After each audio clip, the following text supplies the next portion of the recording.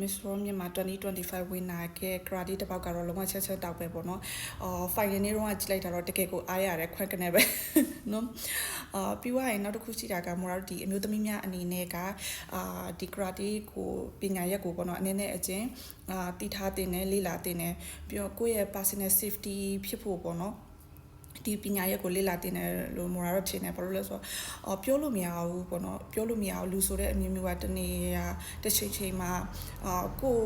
သွားတဲ့နေရာမှာပေါ့နော်အန်ဒီရဲ့ကြုံလာခဲ့ရင်ကိုမှခုခွန်စရာလက်နက်မရှိဘူးဆိုဒီပညာရက်ကတကယ်အသုံးဝင်တယ်ပေါ့နော်အမျိုးသမီးရဲ့အတွက်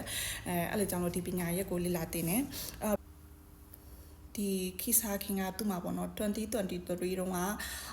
Miss Tourism အနေနဲ့ပေါ့နော်တွားရောက်ရှင်ပြိုင်ထားတာရှိရပေါ့နော်အဲ့အတွက် तू ကပွဲနဲ့ပတ်သက်ပြီးတော့ तू စိတ်မှာမဟုတ်ဘူး तू မှာ experience ရှိပြီးသားပေါ့နော်အဲ့အတွက်ကတော့ तू မှာ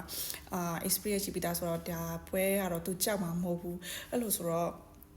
ဆရာတို့အနေနဲ့ဆိုရင်သူ့မှာ experience ရှိပြီးသားဆရာတို့အနေနဲ့ဆိုရင်ပေါ့နော်